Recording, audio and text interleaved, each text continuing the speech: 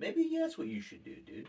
I mean, I've done Fuck it. all this comedy shit. I Be a monk. mean, I've thought Cut your about. dick and balls off. I've thought about Yeah. monkhood. It's also like, trust me, I've thought about monkhood, but it's the kind of thing where it's just like, Be a yeah, monk. I know I can just live in a flow state, Yeah. but what's the point? There is no point. Well, that's There'll true never too. be a point. But then why am I living? Because it feels good. It's a cycle, dude. Because Yeah. I know all of these things too. Because I've gotten to these points philosophically by thinking about this all before, Yeah. and it all comes back to you don't have to live, but life is good. Yeah. And you're too much of a fucking pussy to kill yourself. That's a good point too. Yeah. Are you actually ever gonna kill yourself? But if I think sometimes enough, you just have to be realistic. but About if I think about it enough, I could feel bad about the fact that I'm a pussy and won't kill myself. Yeah. So there's that benefit. Right.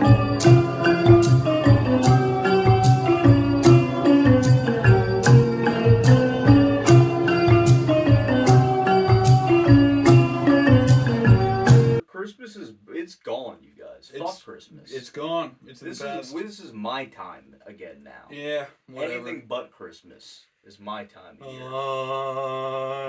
I'm dreaming. What were we talking about before this? Here's what I wanted to talk about. What I want to talk about was this. Well, kind of like life meant. We were talking about stand-up comics. Yes. How stand-up comics. This is like the most fucking cliche stand-up comic podcast topic. How stand-up comics, we just view life through a different prism, you guys. We're just outsider, modern-day philosophers. We're enlightened.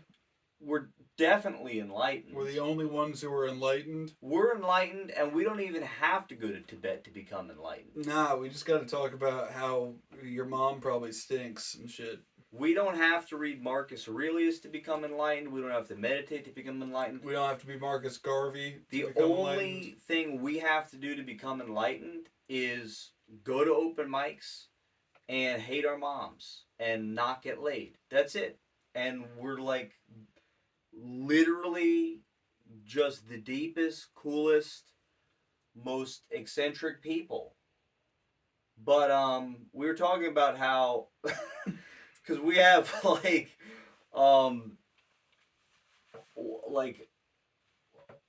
we have some mutual friends who like dabbled in comedy related things. Yes. And then went into other fields like law and medicine and stuff like this. And we feel like we could never do anything like that. Mm-mm. But I can't be held down by no man. we can't be a brick in the wall, dude. Nah, bro. We can't be working for the man, be chained up like that. I can't be a cog. Some kind of white slave. I refuse to be a white slave. I I'd rather- refuse to be held down I'll by be a the black Chinese slave. man. Yeah. But I don't know. I feel like there not every comic can be that way. There's definitely got to be some comics who who are cogs. yeah. Well, yeah. I mean, there's a lot of hack comedy. Yeah, Which is essentially the basically cog. no better. It's the cog of the world of Basically comedy. no better. Yeah. But I mean, comics who could have hacked it in another, in a corporate. Yeah, I mean, way. there's so many comics who are just blasé, who are like they are working corporate jobs. Not that there's anything wrong with that. I know a lot of hilarious people were working corporate jobs unhappily, as far as I can tell. But there's something about it where it's just like if you're not doing anything interesting in comedy, it's essentially the same thing.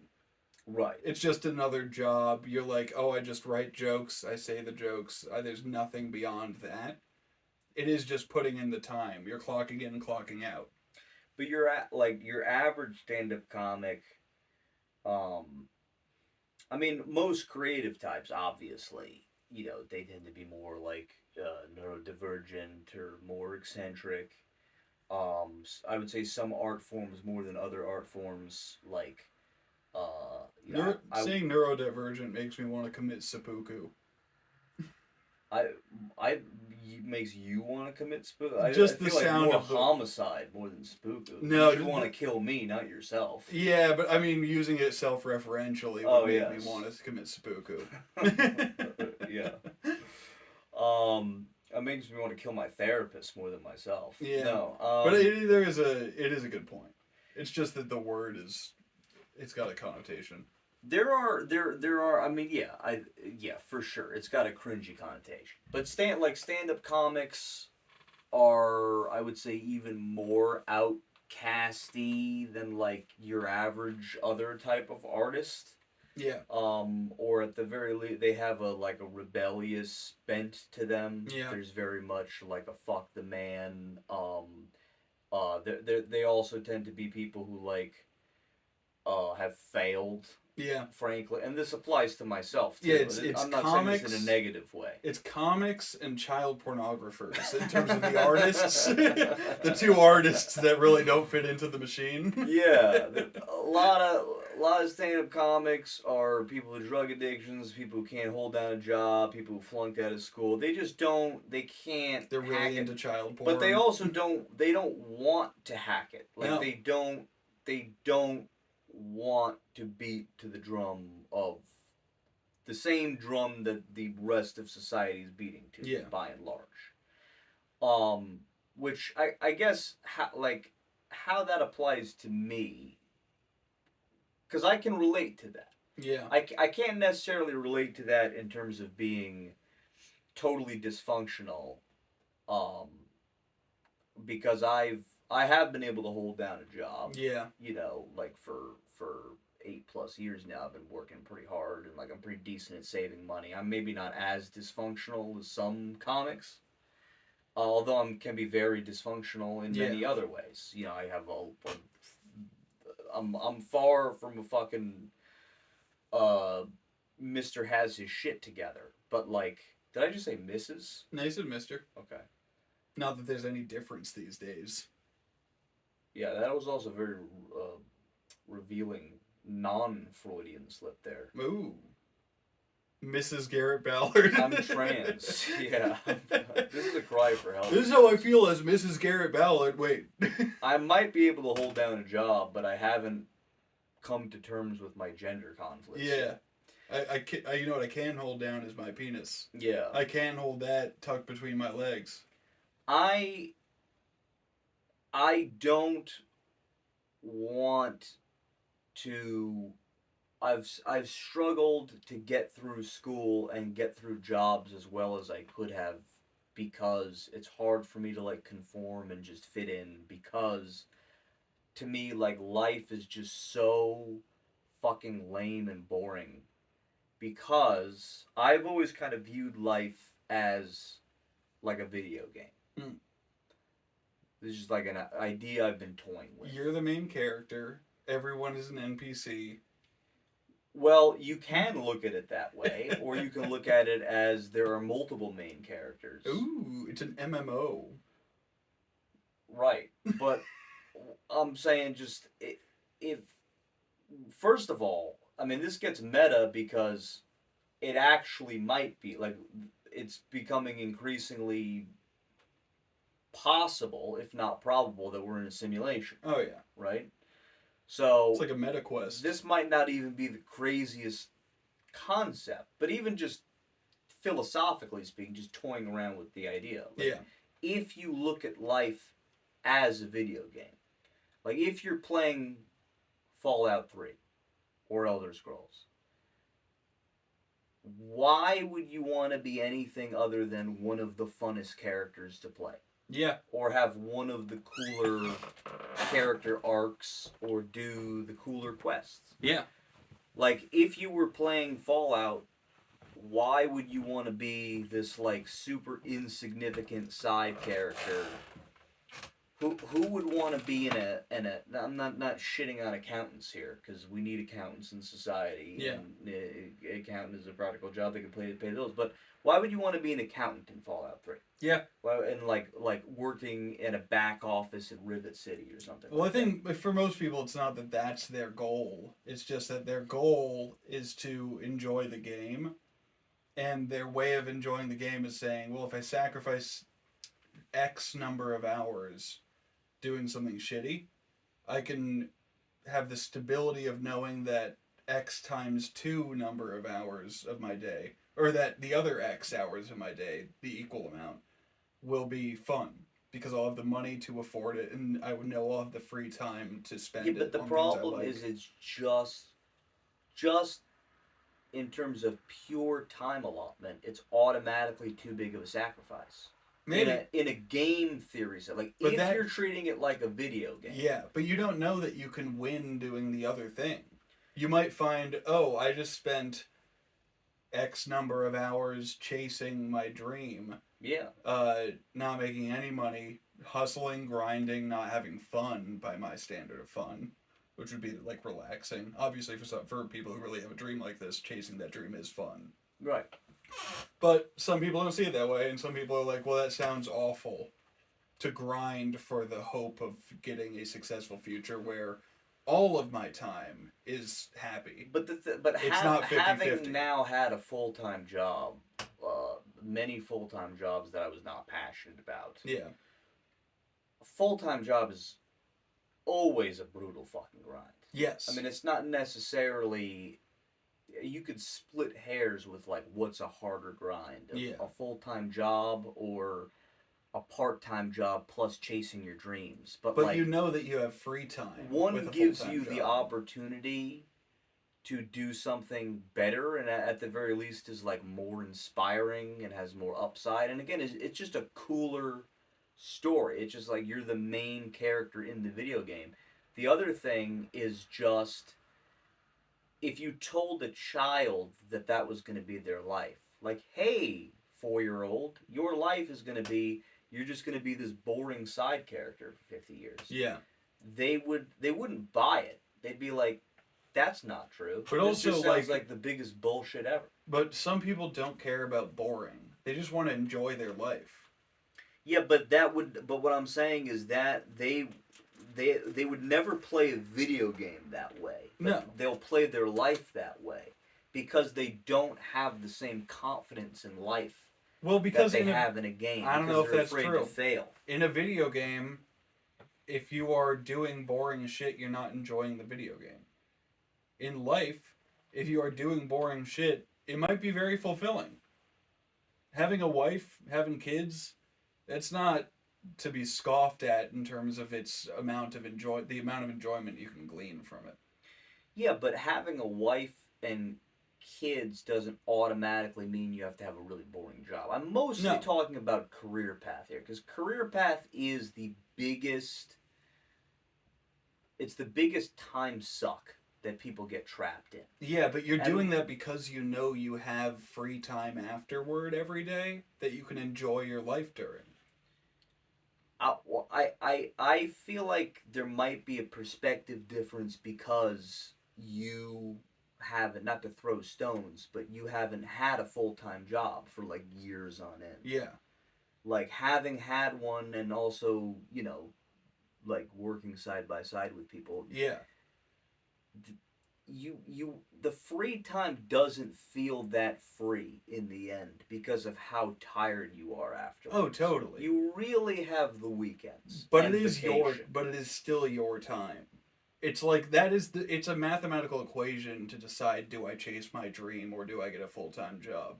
Full-time job is X number of hours suck every day, every weekday. X number of hours are free. Even though I'm tired, even though I have other shit that I'm thinking about, X number of hours are free. They're mine to do whatever I want with. Chasing your dream is like all of my hours are grinding. Not necessarily all of your, because it a lot of times the hours kind of break down the same way. Like if you're going to spend 40 to 50 hours a week at a full-time job paying your bills. Yeah. You can also spend 40 to 50 hours a week chasing your dreams. But in order to do that, you also have to have a part-time job. Well, usually, I mean, again, and I'm not overgeneralizing. I realize that everybody's life situation is completely different. There are some people who they literally don't get the privilege to even have a chance to chase their dreams. Yeah. Okay, and everybody's dreams look different. I mean, if you're somebody in a war-torn country, your dream might literally be to just make it alive to a better country. Yeah. Okay, and feed your children. Okay, and so you might not have the ability to chase your aspirations. The argument I'm laying out applies more to people who have a dream. Yeah. Okay, like people who maybe don't have a dream and they're actually happy as a clam doing things that other people would conventionally define as boring. If you're like happy as shit, no matter what you're doing, great. Yeah. I could never ask for anybody to be more than happy. But for anybody who's unhappy and they think that it's going to be possible to get happier or significantly happier while not pursuing their dreams in any way, shape, or form. Yeah. That to me is a little bit delusional. Like unless your dream just isn't the most important thing. Like if you have an artistic then why dream, are you so unhappy? Like there's a lot What of do you people. There are a lot of people who have either severe or low grade depression for decades. yeah, And they'll tell you things like, "Oh, I always wanted to do this," but followed by Sure. 20 excuses why they couldn't. yeah, And then they'll say, "Oh, but that's just not how life is." And it's like, well, actually, life can be whatever you make it. whatever you make it, Yeah. as long as you're willing to take risks and suffer and deal with the possibility of potentially catastrophic failure. But the thing is, I mean, people, like, failure can be brutal, but you're failing anyways if you're depressed. Yeah, So it's. but you also like you might just and you're live gonna with die in 70 to 80 years anyways. Yeah, but the thing is, like, you might have two dreams. You might say, I really want to become a famous stand-up comic, and I really want to have a family. Yeah. And one of those... Do both. But you can't always... Like, you can, but then also if you want to enjoy your life, too. You don't want to just sacrifice all your time in pursuit of a dream and sacrifice of enjoying yourself. Right. Well, yeah, I mean, at some point you might have to make difficult decisions, and you're going to have to choose what we really care about more. Choose what you care about more, and have to answer real questions about what you think you're really capable of. Yeah. Like what do you think the odds are that you're going to be able to do this, you're going to be able to do that? Or I agree. Not everybody's going to be able to have their cake and eat it too and do literally whatever they want in life, because life isn't a video game. Yeah. At the end of the day. But that's why I'm saying some people might say, I want to have a family, I want to enjoy my life the whole time, and I also want to do stand-up comedy. Well, I don't have time for all those if I also have to work a part-time job to afford to live at the very least. So they say, okay, I'll have a part-time job, and I'll work a shitty job, and I'll have a family, because that's the one that matters more to me than the stand-up comedy. Right. So then they're like, oh, now I get to have a full-time job and have a family. It's not as if they're like, I've chosen to be boring. They're like, no, I've chosen to have a fulfilling life with this choice instead of that choice. Well, but it is more boring in a narrative sense. But why does the narrative matter? Because life isn't about your autobiography after life. I'm saying for some people, for some artistically minded people, this gets full circle to the way that a lot of stand-up comics are, and the way that I am. Yeah. Because this all started from, again, I agree with you, not everybody's this way. Obviously not everybody's this way. The idea of leaving a legacy. Not a legacy. I couldn't care less about legacy. What's the difference? It's just about a sense of adventure. Like, I've always been motivated. There's been a sincere lust for adventure. But what is adventure? Like, falling in love could be considered an adventure. Having a child and raising a child could be considered as much of an adventure. But again, I'm not eliminating any of those things. I'm saying any huge chunk of your life that leaves room for no adventure, to me, it's too depressing. Yeah. Like, whenever I get trapped in that type of a situation, I'm like, life is just too short. Yeah. It's just too short for me to be stuck in an office staring at a screen 40 hours a week for any reason, period. Yeah. I can't do it. I would rather die on my sword. Yeah. Like, I would rather take a big chance and risk not having the wife and the kid, or, you know, maybe have the wife and the kid later. Personally, I would rather risk death. Yeah. Like, I'm content with dying in my, maybe even committing suicide. Yeah. You know, at some point in my 30s or 40s or whatever it is. Yeah. If my dreams don't come true. But that's because, again, similar to a video game, like in a video game, the reason why you're encouraged to take risks in a video game is because if you die, the game just restarts. Yeah. Right? Like you can and there are video games that are really hard. Like, you're gonna fail, you're gonna fail, you're gonna fail. But if you don't keep playing and you don't keep adjusting, you're never going to win the day. Yeah. But I think some people... life is the same way, but a lot of people, they don't have that same ethos. They hit these roadblocks where shit starts to get really hard, shit starts to get really scary. And unlike a video game where they know I'm gonna win in the end. Yeah. With a video game, you always know you're gonna win. Yeah. If you just keep trying.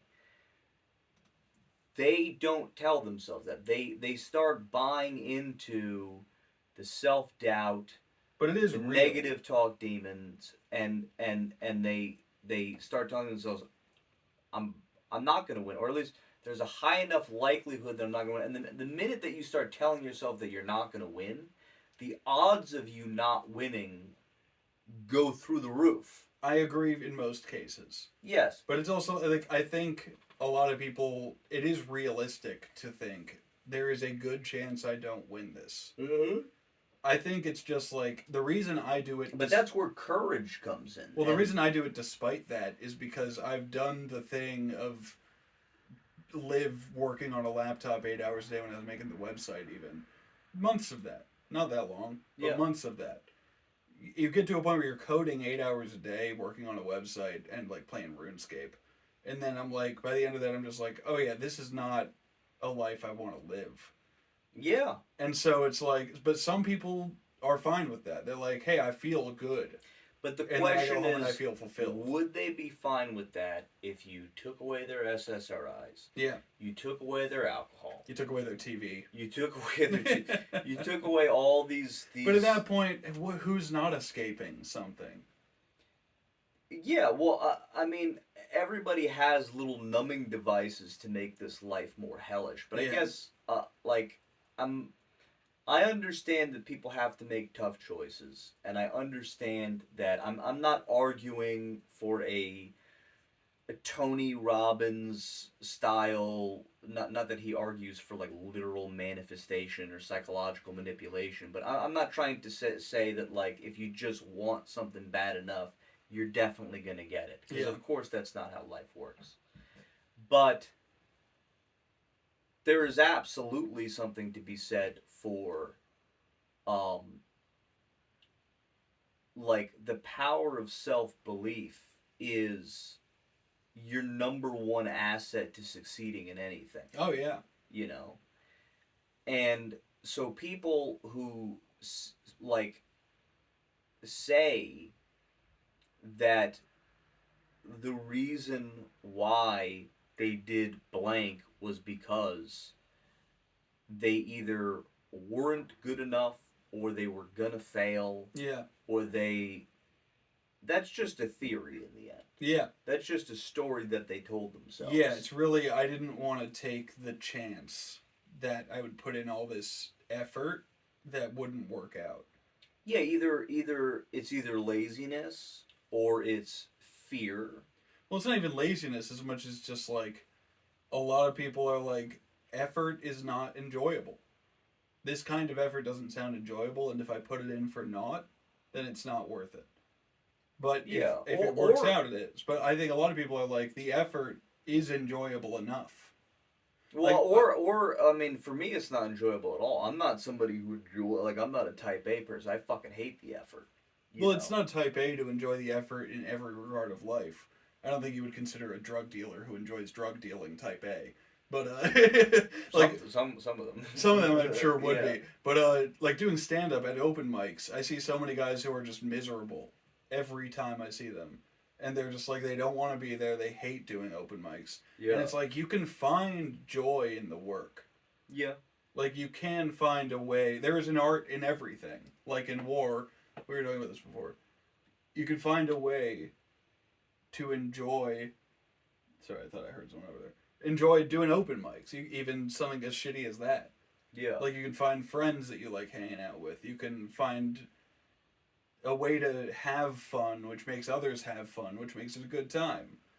Like it's not a doomed situation. Some people I think any effort is no fun. Yeah. Well, there's definitely ways to enjoy process. Yeah. You know.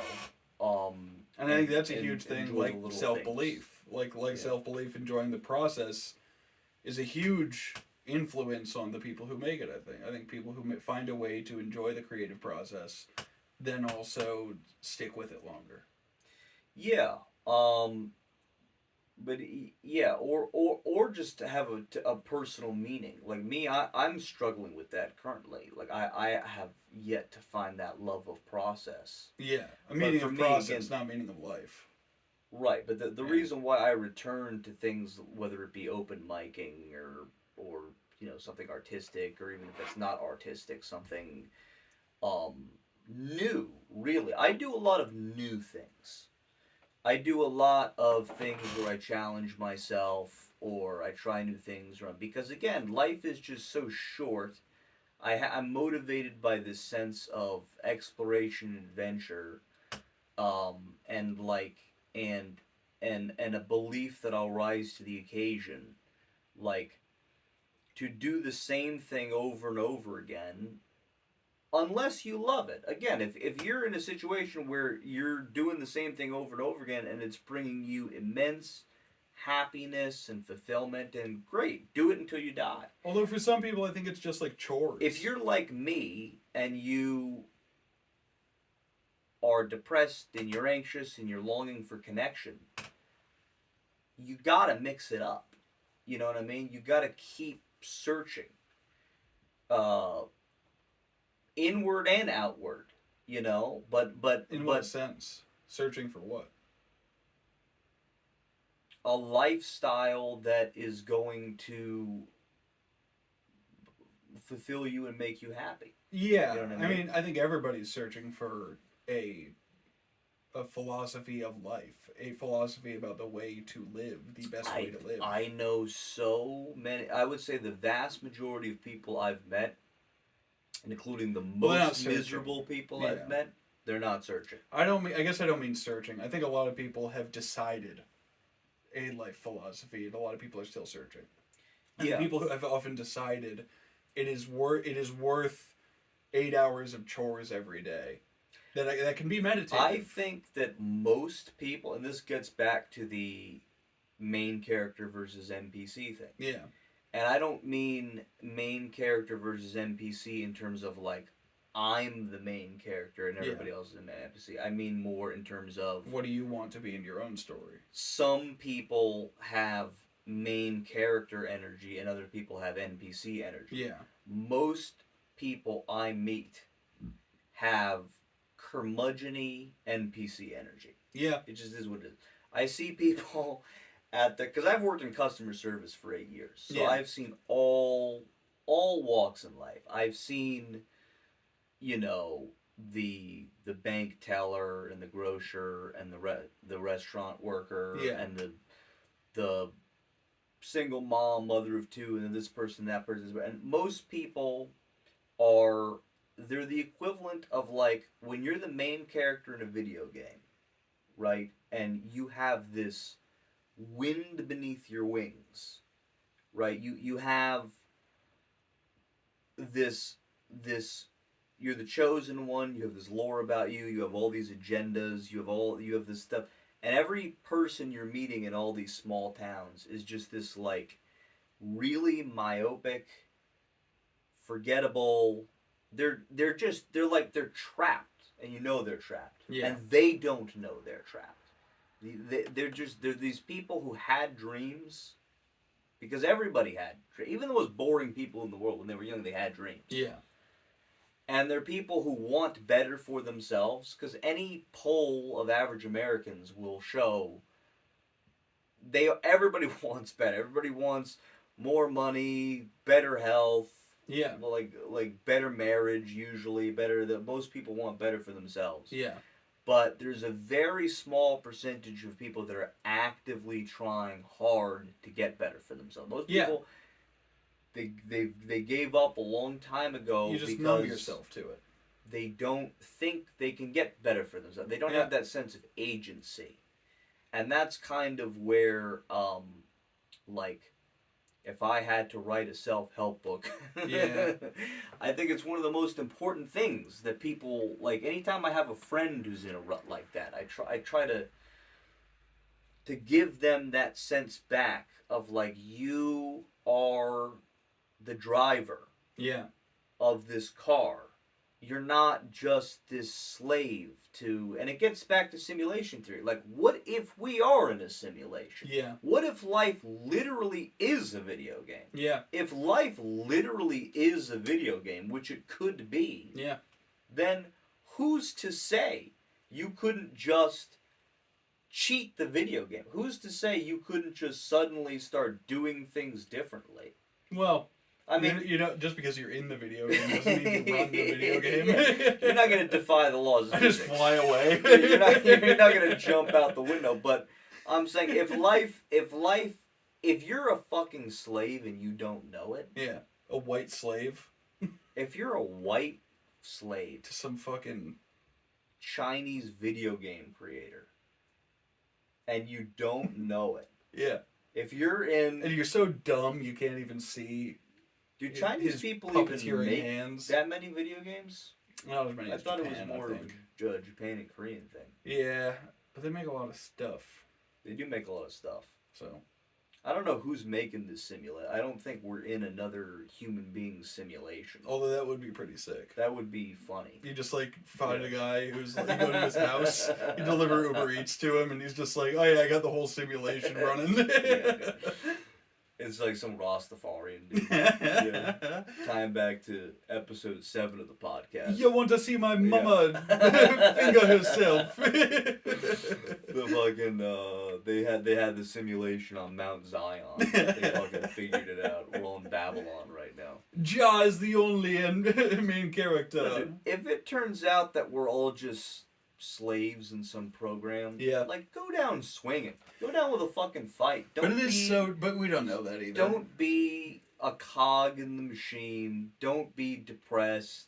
I do agree. And bored and look down on yourself all the time. And that's kind of, there's a stand-up comic energy to that. That's something that stand-up comics, I feel like, tap into very instinctually, where it's like, again, this is very cliche to say, like the Joker in Batman or whatever, but it's like, everything's kind of a joke, nothing's that serious. Life is a musical. Goddamn, I haven't even seen Joker 2. I probably never will. But like, at the end of the day, like, yeah. Who's to fucking say? I agree with all this, but playing devil's advocate, don't you, and not even that, don't you ever find yourself being like, man, if only I could just take Kratom 3 times a day and play RuneScape until I die? But here's the thing. You can. Yeah. Well, that's always my backup. You can do whatever the fuck you want. My backup is always that until I kill myself. Yes. It's a 2-step backup plan. The suicide being... And more fucking whiskey and apple cider. Should be incredibly liberating to people. Mm-hmm. Okay? And the fact... I mean, some people are so against morbidity. Yes. That they're like, we won't even think about our own death. Right. Let alone having the agency to take your own life. Which is the most ridiculously ass-backwards philosophy. But that's how I feel about nihilists as well, where it's like most nihilists are like, life is meaningless, therefore why shouldn't I kill myself, or nothing matters, or nothing's fun, or nothing's good.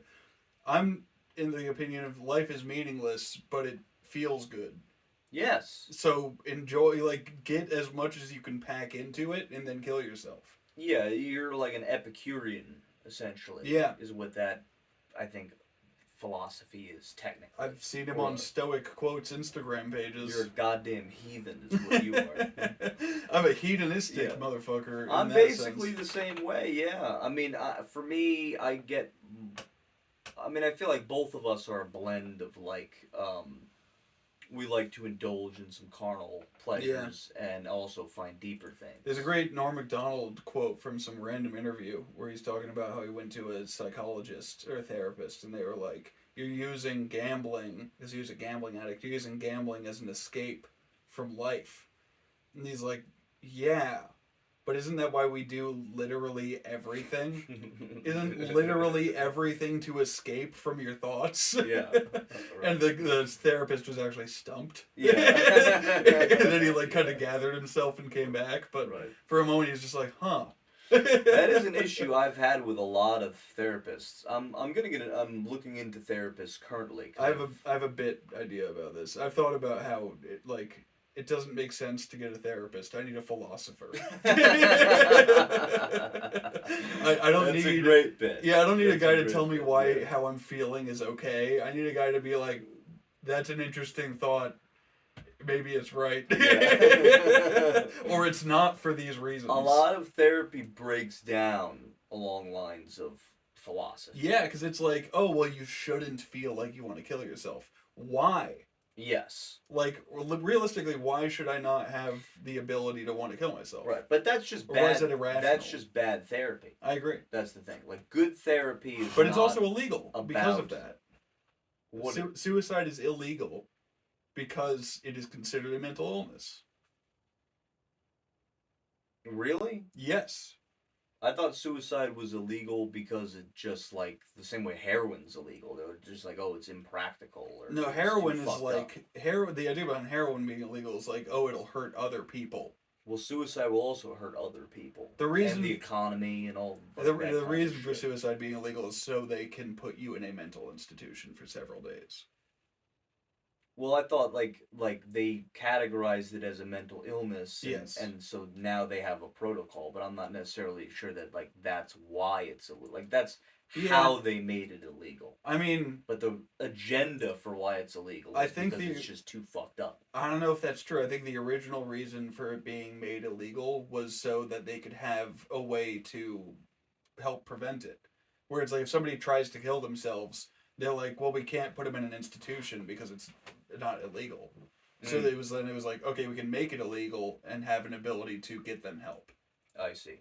Yeah. That's as far as I understand. Either way, the fact that it's illegal is the most ridiculous. It's absurd. It's the most ridiculous. Especially assisted suicide for people who are like terminally ill or in chronic pain. Yeah, Kevorkian shit. Yeah, exactly. Is it still weren't there some states that were working towards euthanasia? Maybe Oregon. Yeah. Something like that. Yeah. I could see like Portland being an asylum state for suicide. I mean, it's not enforced anyway, so who gives a shit? Like, Yeah. if you try to kill yourself, what that happens? Well, they would arrest you, and they wouldn't put you in jail, but they would put you in a mental health institution. They would medicate you. Right. It's like if you OD or something, they're not gonna throw you in.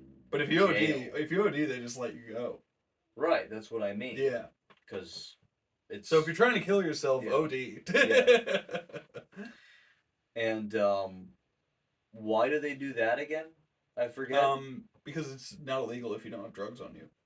It's considered an accident, not an attempt at suicide. No, but I'm saying if you OD on the heroin, why don't they like arrest you for heroin possession? You're not possessing heroin.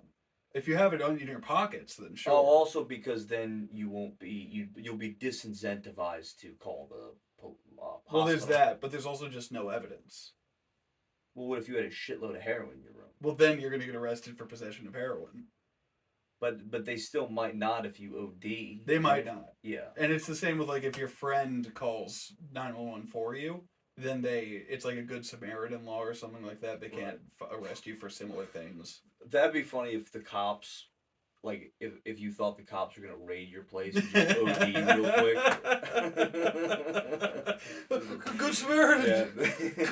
This Good is not Samaritan. advice, you guys, but yeah, If you're about to get maybe raided. a way to get out of drug possession.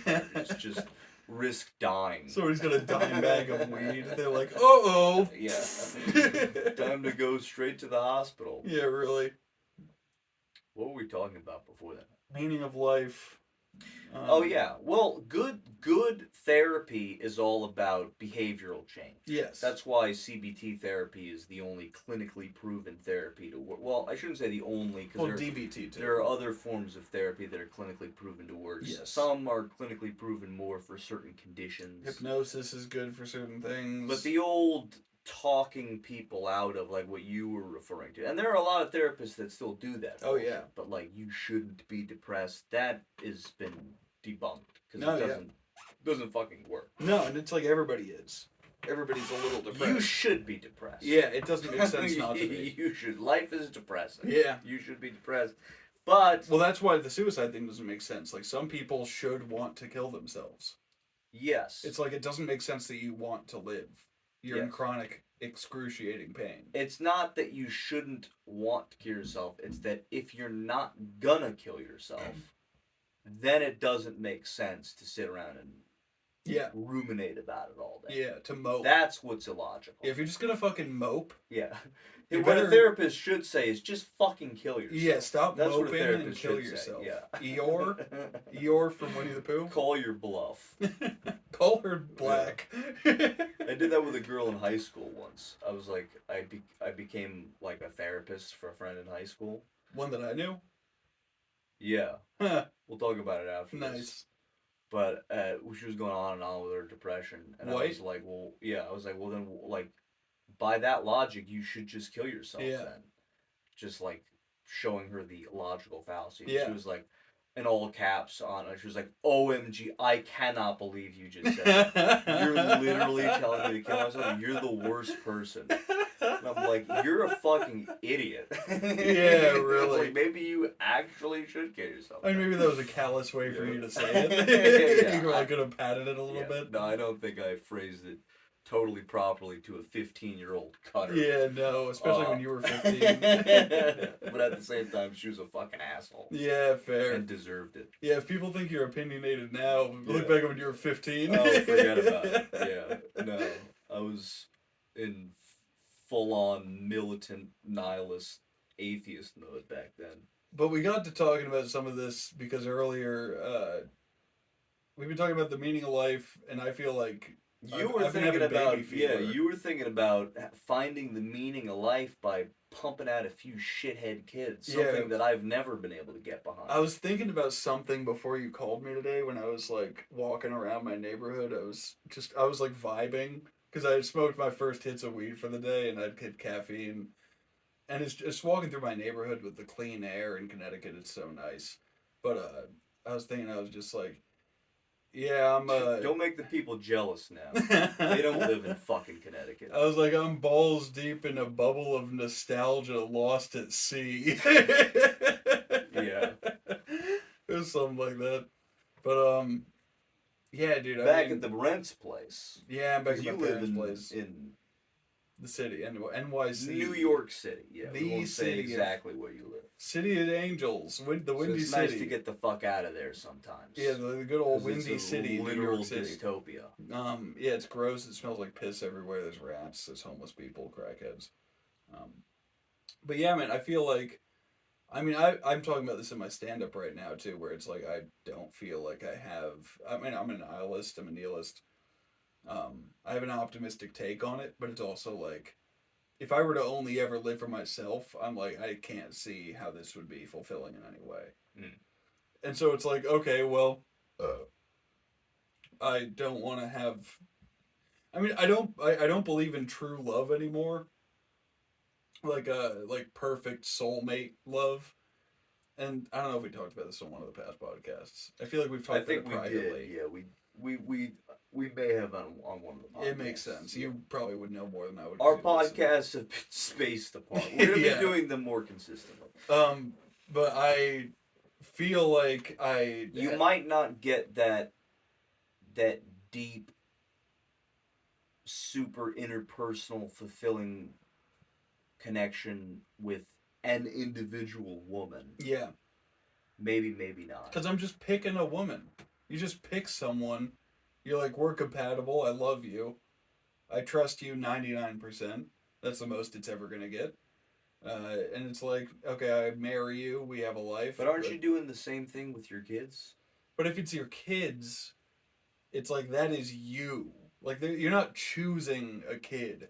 Like, it's 50% of you. But this is also why I couldn't adopt. If I adopted, I'd be like, okay, it's a kid. Yeah, but devil's advocate here. One, I would say, because I feel this way about a lot of people who have kids. Yeah. And who feel like,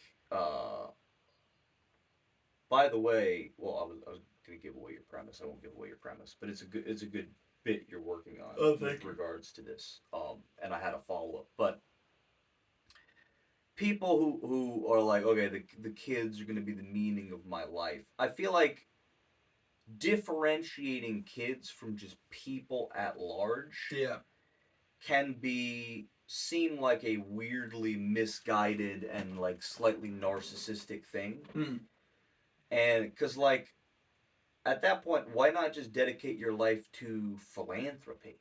Yeah. Like having connections with people of all sorts and kinds. But the connection to the kid is because you are choosing to create their life. They didn't exist, and you are choosing to create them. So you owe them. And you have that intrinsic connection to them. Because you're like, I made this happen. Yeah, but in some ways, I've always struggled with this with my own family. It's like, that's almost still like an artificial reason to connect. Like, does it make it any more really deep or legitimate interpersonally? Just the fact that you happen to be blood related, the fact that you happen to create them. At the end of the day, they're going to grow up to be adults just like any other adults. And at that point, the relationship that you have with them is going to be no different interpersonally than the relationship you have one-on-one with any other person. I disagree. Other than the fact that you have that nostalgia factor of the fact that you've always known them. They took care of you. They were like the people that they gave you a good life. Yeah, hopefully. What if your kid turns out to be a complete asshole? Which is totally possible. It's your fault. It's not necessarily your fault. When you kill him. You become estranged, which happens all the time. Yeah, I mean, if they're like psychotic or have Down syndrome, you kill them. Same thing, by the way, yeah. Well, you can't kill them that late. It's too late. They're too strong. They'll kill you. I'm all about the 30th trimester abortions. Yeah. I'm all about age 30 sniper rifle. I mean, roof. Theoretically, it's like, you gamble. It's a total crap shot, dude. See, this is also part of my bit. I don't know how much. I feel like I don't mind giving too much away because who knows if I'll even use these eventually. It's like having kids is like, I want to have kids is like a potential way to give myself a meaning of life. But that is also a gamble because it's like, well, what if you think they'll give your life meaning and then what if they don't? Now you're just stuck with them. Happens all the time. Like, what if you just have that one little malfunction in your DNA that makes you not care about your own kids? Yeah. And all of a sudden you're just like, well, now I'm stuck with this. There was a poll done. I remember seeing this segment on the Young Turks. 90% of parents hate their kids. It was something, dude. It was, and I'm not like some big fucking Young Turks fan or anything like that. But like, I'm pretty ambiguous political leanings. But uh, I, I just remember it was a segment like way back in the day they ran, because the Young Turks, they used to run a lot of just like interesting segment. They weren't as politically charged when they first started. When they first started, they would run like funny stories. They would run and they were like really just trying to make like good content to get views. And then over time they became like, they used to be Good Morning America. Now they're they used to be Howard Stern, and now they're InfoWars. Alexandria Ocasio-Cortez. No, but they've since now they're basically, I mean, Cenk literally ran for president in the last cycle, so now they're like Cenk Biden, major political news organization essentially. Yeah. But it was a great segment where I forget who did the polling, but it was a shockingly high number of parents reported regretting having children.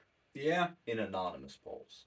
Well, that's because not even the fact. Narrative. That's something nobody will admit it openly. Yeah. It's such a hush hush thing, you know, and it's so hush hush. There's a great quote by one of the French socio-political thought. It was either Voltaire or the other one. The guy that Voltaire. Voltaire. Yeah. Voltaire? Yeah. I thought it was Voltaire. That sounds so much cooler. Voltaire. Yeah. Voltaire. It's like he's Arab. I am Voltaire. But it's like Russian. There's a quote that's basically like,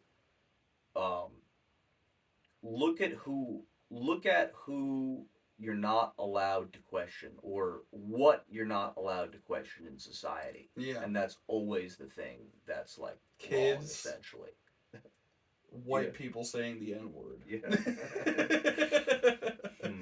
Killing people with Down syndrome when they're adults because you regret having them. Societal illusions. But one of those things that's like such a platitude is always like, oh, you never regret having a kid. Yeah. Right? Or like you could like a father might be like so scared to have their first kid, or like not unsure about, but the minute you hold that baby, any parent you ever talk to, they'll tell you greatest decision they ever made was having a kid. It's propaganda. Yeah, it's there's literally always propaganda for having children. There's always the parents who get drunk and they're like, "Oh, the kid's the best thing in my life," and then they're like, "I should have never had it."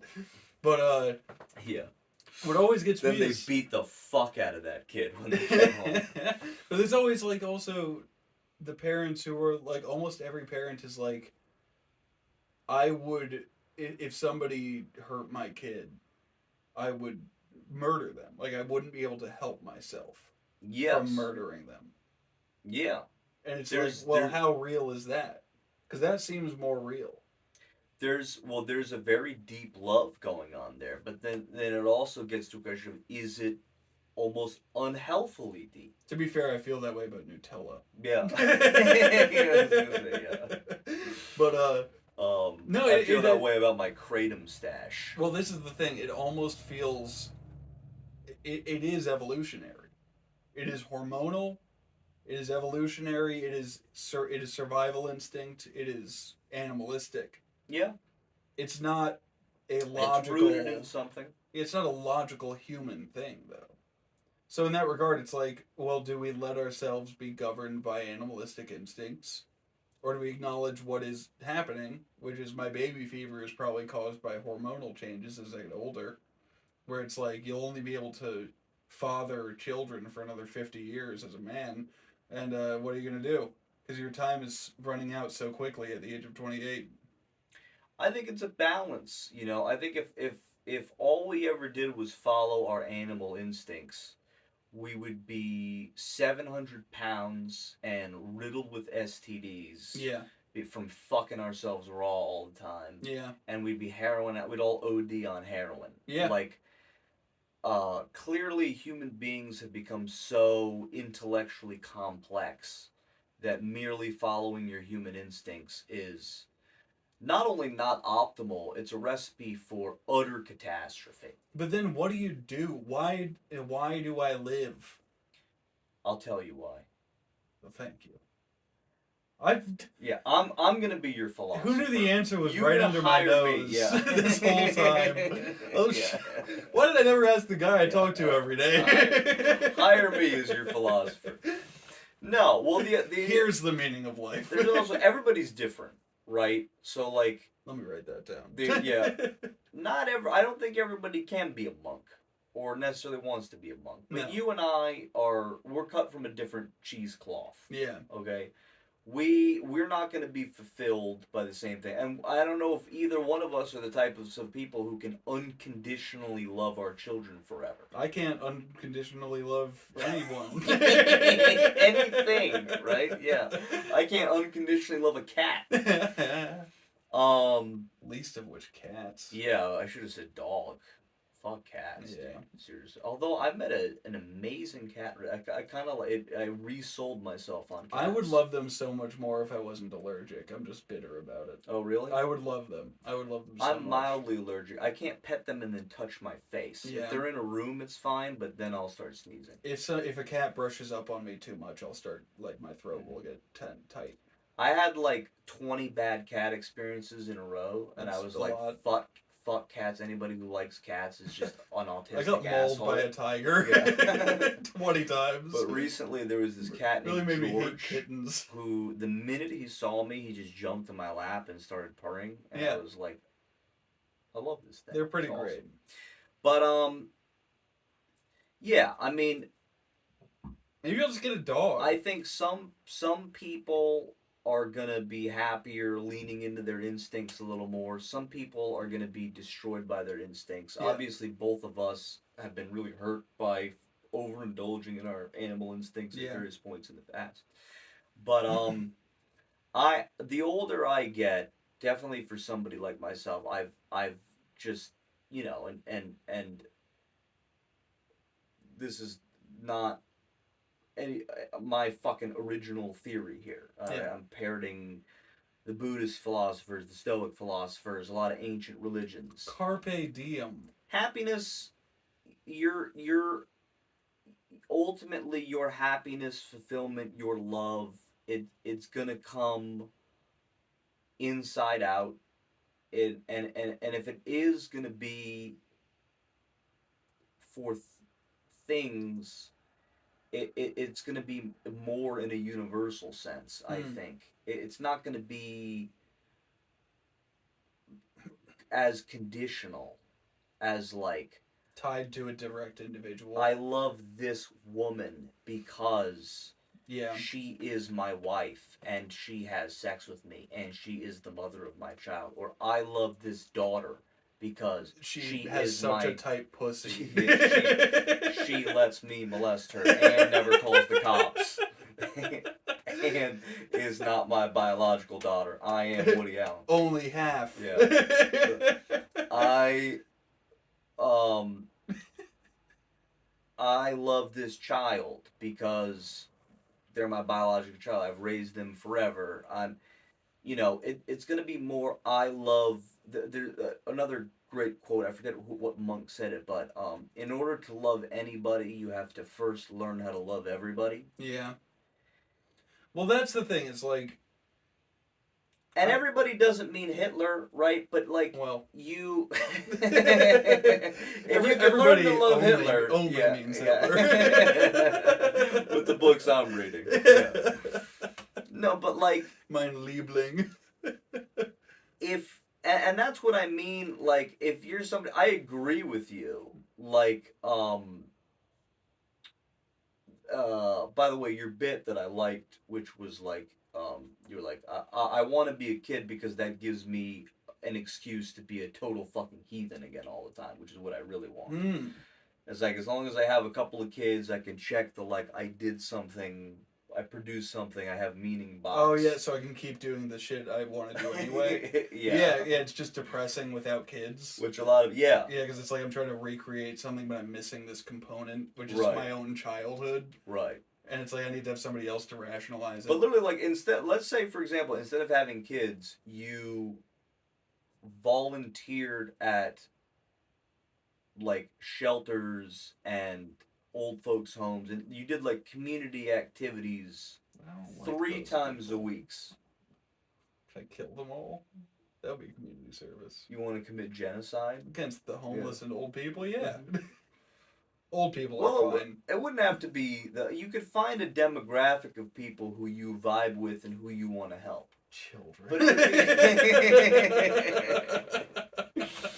well, some people love children. If you really like children, you know. Where's my Santa hat? I have a bit too where I'm like I'm glad as a guy that I don't have any pedophile energy. Like I fucking hate kids. Yeah. So nobody ever mistakes me for bad because That is the perfect double agent though. You're like, I would never touch kids. I hate kids. And then secretly you're like, but actually I'm a spy for fucking kids. Right. I don't like kids. I don't want to have kids. It would suck if I like loved kids but didn't have any. That's really sketchy.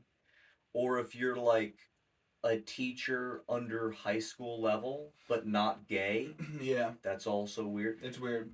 Like I feel like if you're like a straight male teacher under the high school level and you're not a drug addict, that's like the sketchiest thing in the world. Well, so if it's not kids, if it's not a wife, because all this stuff is like, I never thought of myself as a guy. I mean, I did at one point, but since being disillusioned to the ways of the world, which I've recently started becoming obsessed with the concept of innocence and a loss of innocence, which also isn't a good thing to be obsessed with. Yeah, as a guy who doesn't have you're kids. such a pedophile. Dude. I know. Crazy. I have pedophile energy. Yeah, you got big time pedophile energy. Wear these pajamas. Yeah.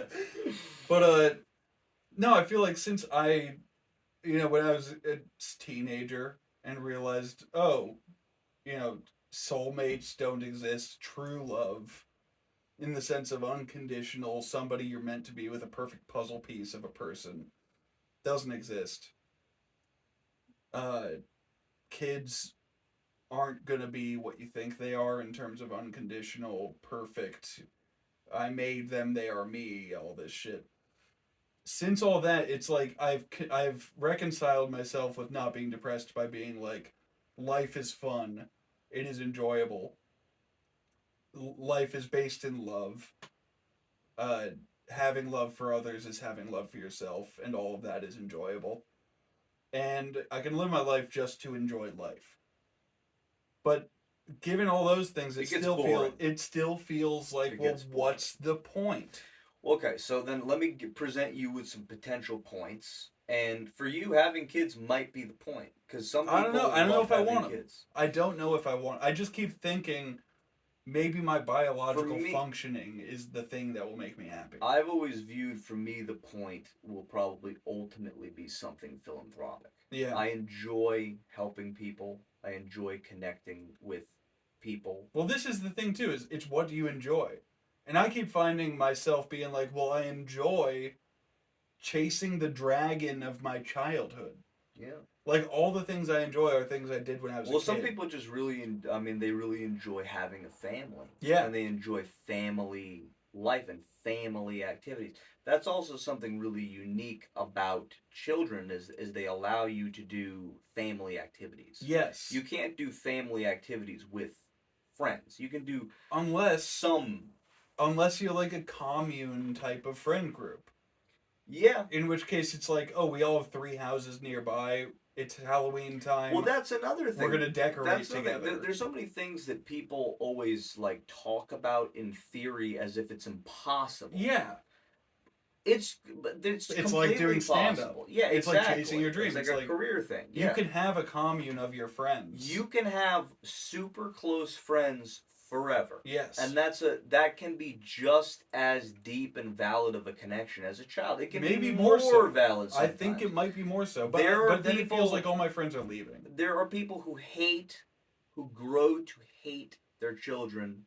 There are people who grow to hate their parents. Yeah. Not everybody. There are people who have unbelievably close and loving families. We're coming at this from polar opposite experiences. Yeah, you had a bad childhood, I had a great childhood. I had a horrible, traumatic childhood. Yeah. You had great, nostalgic, wonderful memories for the most part. Yeah, I mean, I also got raped a you bunch. didn't have a but... perfect childhood. Yeah, few sexual problems. I never was Yeah, raped. yeah. I wanted it. You had you still have close knit, pretty tight, good family. I would Great say. relationship with my family. I have fractured family issues with both of my parents. Understandably you know, so. I shout out to my mother. Love my mother. No, if she's listening to this, no. But we have our issues. It's not a perfect thing, but like that has not been my saving grace, my salvation. Yeah. So it's not something where you don't chase your childhood. no, I know that it's not necessary for happiness because it's not been necessary for mine thus far. But also, like, the things that make you happiest the most, you don't think it's like hanging out with friends playing video games? No, that's part of it. Well, But that's childhood. I would say human. That's what I mean. Human connection. Yeah. In whatever in any form. Yeah, I agree. Is the At most its core, important thing. at its core, that is most important. But for me, it always the comes thing down I to don't like about children is that it's human connection that's so out of your control. It's a crap shot human connection. And you're not choosing them. With if you don't have kids, you're allowed to experience and explore so many connections. Yeah. You can be in so many different communities. You have way more time flexibility, financial flexibility, and also obviously just raising a kid. It's second job. I mean, it's fucking brutal. Especially the first 10 years is one of the hardest things you'll ever do. So it's immense sacrifice, brutal work to get something that you might be able to fully get anyways. Maybe. You know? Yeah. At least for me, because for me, I don't view, as far as what I look for in people, I don't look for, like, I don't know. I think for some people, the reason why they feel so close to their kids, but some people have always wanted kids, especially women. I mean, you hear women talk about these powerful biological urges. Yeah. Now, how much of that is social conditioning versus, I mean, obviously there is an evolutionary component. Yeah. So hormonal fluctuations. So I've heard some people say like a mutual friend of ours, Noah. I'll shout out Noah. No, he'll be on the podcast someday. Yeah, we've gone back and forth between just calling him by name and calling him this mutual friend of ours. Yeah, I don't think he would mind, but he wants to have kids. He's wanted to have kids most of his life. Yeah. And he's described it to me almost as in like, he almost views people who don't want to have kids as like the way that sexual people view asexual people. Mm. He's like, I can't even get why you wouldn't want to have kids. Yeah. It's like, for me, it's such a natural thing. Yeah. It's just like the logical conclusion of my life. Whereas for me, it's like, I can get it. I get why he wants to have kids. I could imagine having kids and loving them very much and having a very deep connection with them. Yeah. It just doesn't feel like that would be the only way to get that connection. For me, it does. Like, I mean, I guess I feel that way about my friends too, but it's not the same. You're right. I can't imagine it's the same. I really don't know because I've never had a kid. Right. But it feels like... Well, I feel like a lot of people... It might not be the same. I mean, it might... There's obviously something special, at the very least from a lifestyle standpoint. Yeah. From having a kid. Again, if you have a kid, there's going to be so much... pomp and circumstance and all these special moments and, whether it be from first this and first that and, like you said, all the hormonal things. Well, it's almost bonding. just like, I'm tired of living for myself. But that's the thing, that's where I kind of get into the avenue of philanthropy. Yeah, but I also don't give a fuck about anyone. then why do you give a fuck about your kids? Because I would be making them and forcing myself to give a fuck. I would be like, I feel so bad. I've always felt like a lot of people who have kids are like, it's like a selfish, narcissistic. Well, I've been thinking about this too. It is selfish. Yeah. You are doing it because you want someone who's half People you. are always like, oh, if you don't want to have kids, you're like so selfish. I'm like, what could be more like? Yeah. Well, it would be so much less selfish to like volunteer all your time to saving the underprivileged. But that's also underlining the point. It is selfish to have Yeah. kids because you want to have kids. Nobody wants to go help the homeless. Well, I think I would legitimately enjoy that. I would. I mean, you'd rather kill them all. I would rather murder the homeless by hand. It's so funny too because I have a friend who works at a rehab in New Haven. Yeah. And he works with all these addicts and shit. They're all homeless. Yeah. And I'm just like talking from my perspective of living in New York and having to deal with getting shadow boxed at by homeless people. Like having them always punch me in the head when I'm doing nothing. Yeah. That I'm just like, I come at him and I'm just like, dude, I'd kill them all. Well, first of all, New York homeless is a different breed of homeless. I've also had homeless friends. I've dated the homeless, so I'm allowed to say this. New York homeless is like an evolved. They're like a super homeless. Well, they're like they're homeless literally on crazy steroids. people. Yeah, it's all crazy people. It's not a guy who's down on his luck.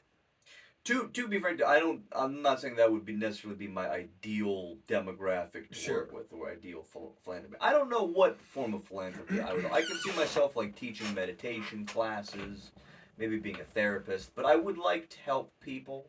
I'd like to make But there's something very selfish about that too. It's not that. Yeah. At the end of the day, it makes you feel good. People do what they want to do. People do what makes them feel good. I do think it's selfish in a way to want to have a kid because you're doing it because it's half you. You're doing it because you want to, and you want to live vicariously through them. Everybody says they want to re-experience their childhood by having a child. Yeah.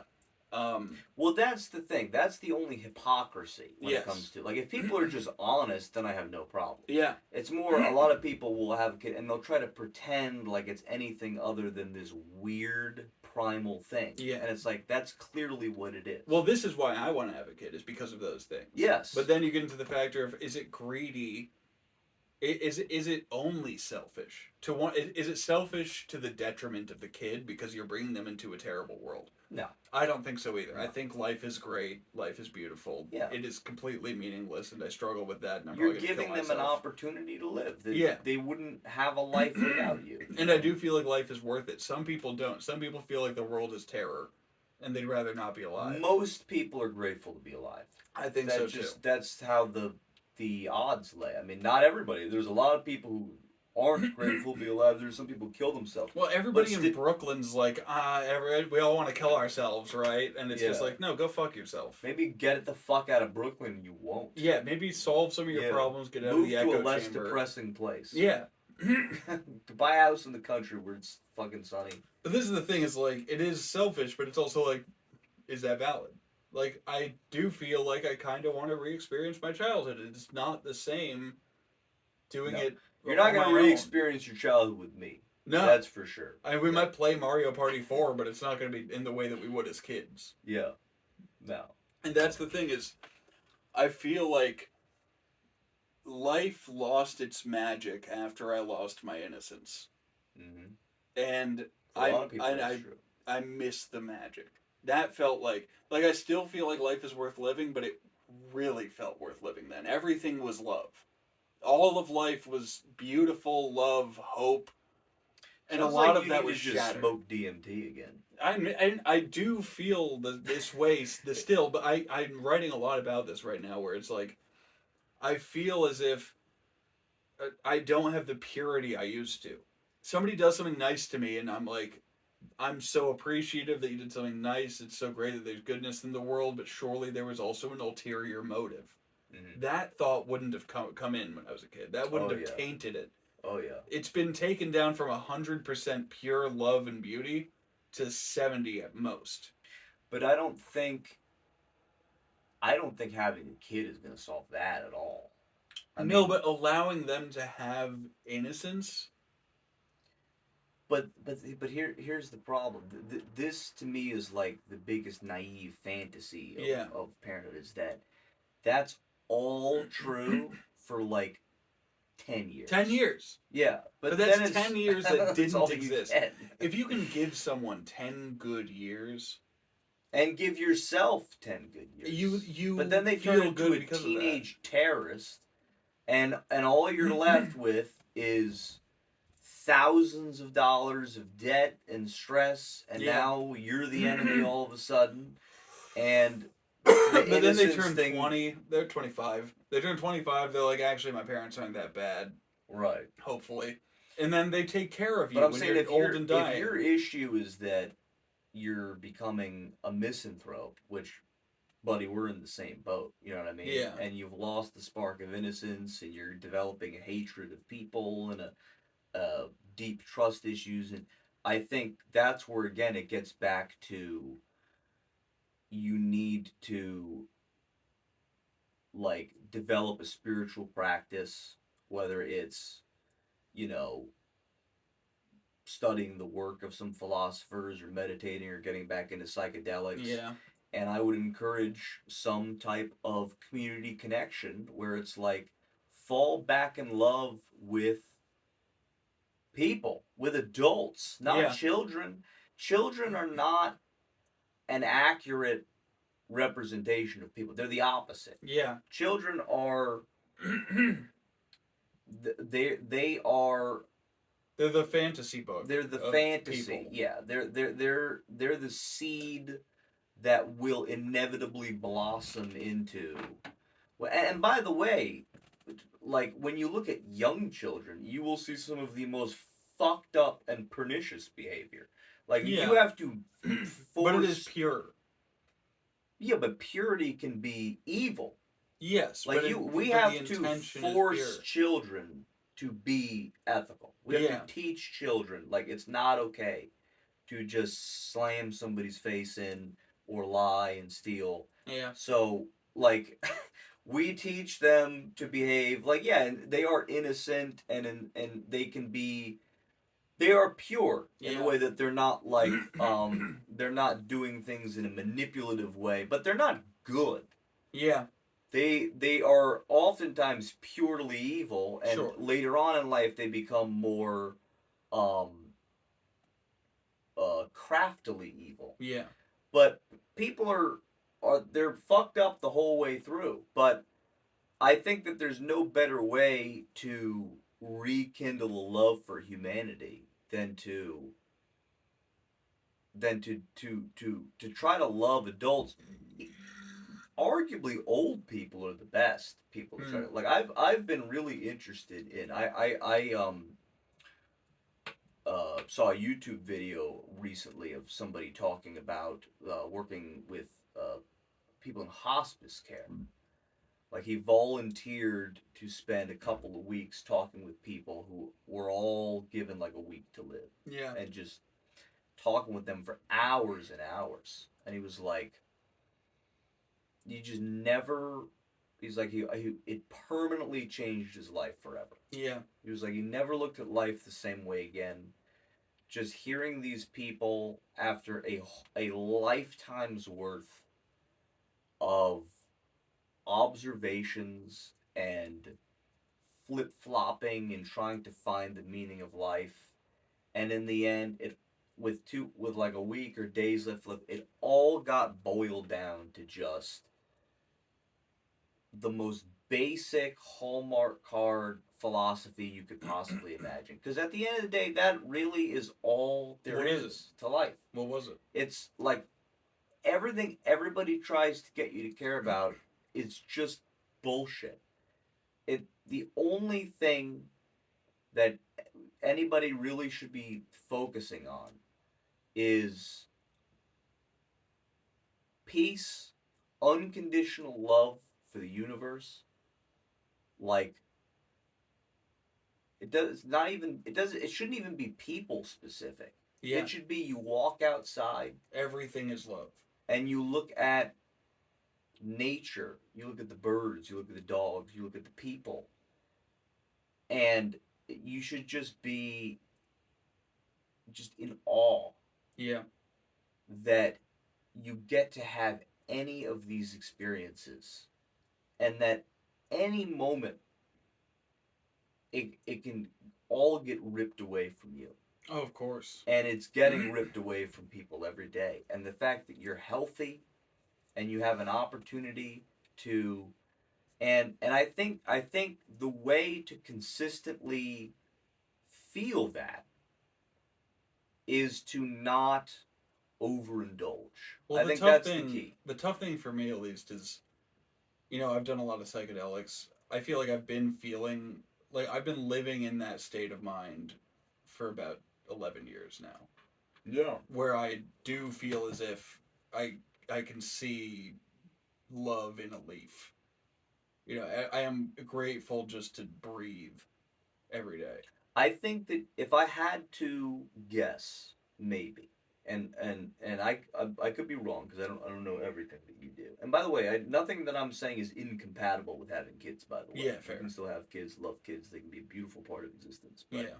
if I could see one way in which I think you like what could be contributing to some of your malaise at times, it would be maybe just a little bit of overstimulation. Yeah.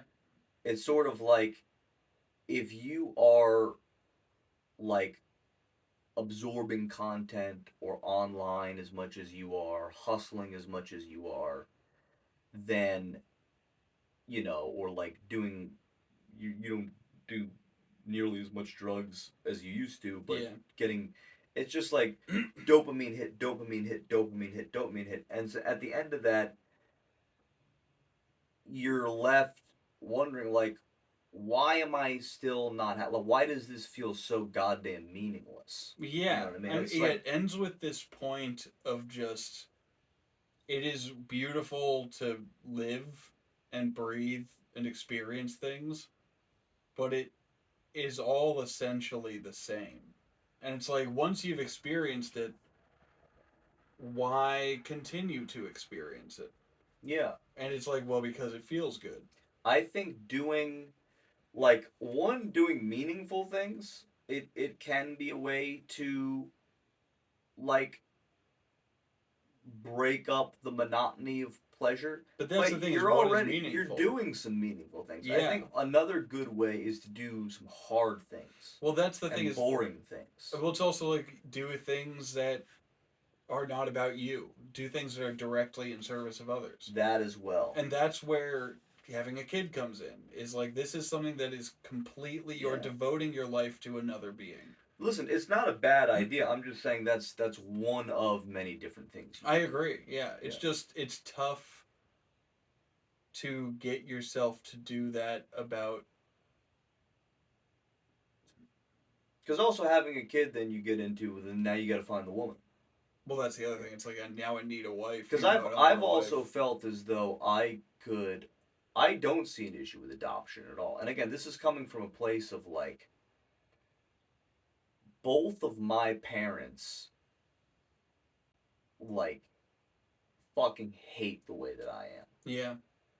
Because I'm perfectly in between both of them. Yeah. I'm literally like, I got like, like, my parents hated each other with a passion.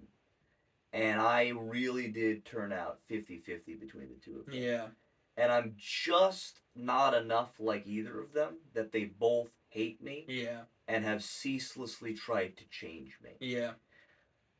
So, the way I look at it, like, having a kid... There's two other random people. That's what I'm saying. Yeah. Like, there's no guarantee that... Now, ideally, you would have a kid with a woman who you love very much, and you're very compatible, and that would increase the odds that you're going to like your kid. But also, if you... I also don't really know how the adoption process works. Like, I don't know how much you can screen. I think a good way to go about it would be like, if you could be a foster parent. Yeah. Like, if you could say this would also be great for your pedophilia. You could have multiple kids over. Yeah. You could try them on for size. Yeah. You could It's like Gamefly. have a tryst with a black kid, an Asian kid. Yeah. And I've been looking for the Gamefly of kid if fucking. if there's one you're really compatible with, you could adopt that one. Yeah. You'd be like, I like this one. You wouldn't have to adopt the spastic crackhead kid. You know what I mean? Because if you just pick a kid at random, that I could see how that would be very problematic. It's like adopting a dog from a shelter. It is very you end up with problematic. That's why you'd want to have your own kid. But here's the tough thing too. It's like, because I feel like just to interrupt, Yeah. I don't think the fact that it isn't mine, I don't think would change the amount that I would love it at all. Yeah. Because the amount that I love someone has nothing to do with my bloodline. But I love myself so fucking much. Is that true? It's very true. So I'm very narcissistic. You think it would increase how much you would love your kid? Yes. I'm so self-obsessed and self-absorbed that I'm like, to be able to mold my kid in my image. Like, to be able to... Can I tell you something, dude? Yeah. I respect the shit out of you for saying that. Really? I really do. Yeah. Thank you. That's something that, like, very few people who feel that way would feel like they would be humble enough. That's ironically, for someone calling themselves narcissistic, that's a very humble thing to do. I mean, I feel self-aware of it, but it's just like, I want to have a kid to put him in the choir that I sang in. Yeah. I want my kid to go to church, even though I'm not religious. That's why a lot of people have kids. Yeah. I want my kid to play my video games. Yeah. I want to show him my movies. All these things. I want him to play shortstop, just like me. I want my kid to play baseball, even though I hated playing baseball. Yeah. Right. Like, it's retarded, but it's so real. I am not a very narcissistic person, I don't think, and I do not love myself at all.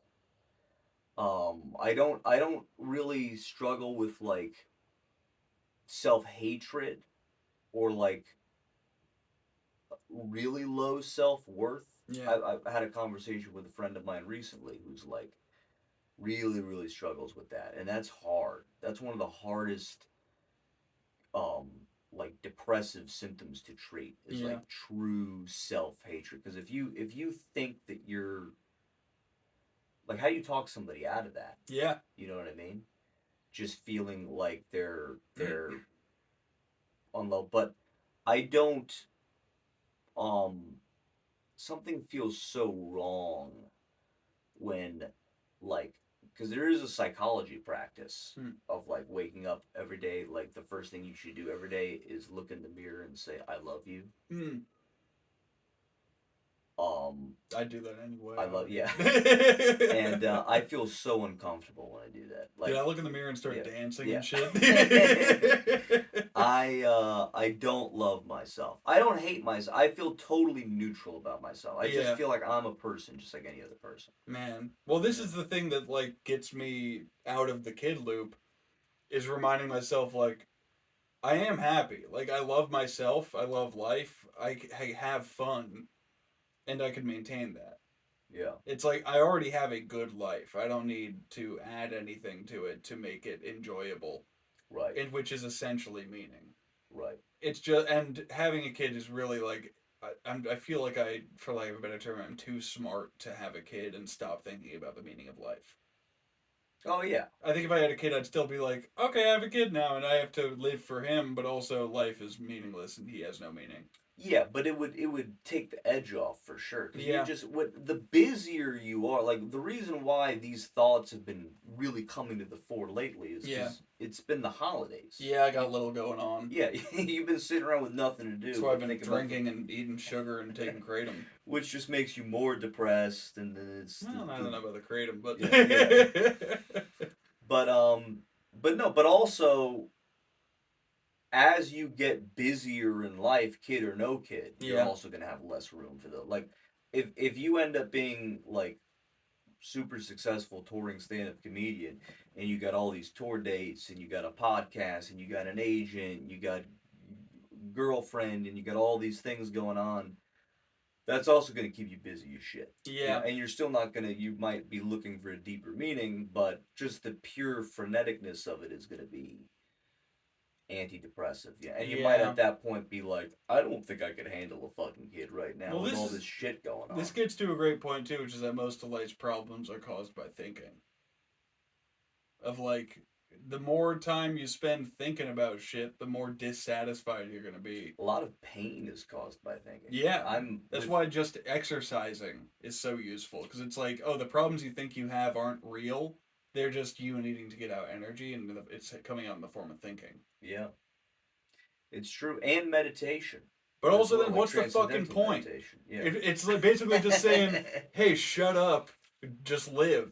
But Well, it's like, that's well, why why a am lot I of just monks. living? That's why a lot of monks are like as happy as it gets. They do studies with monks where they put them in a lab and they're like, "Oh my god, we've never seen people with like."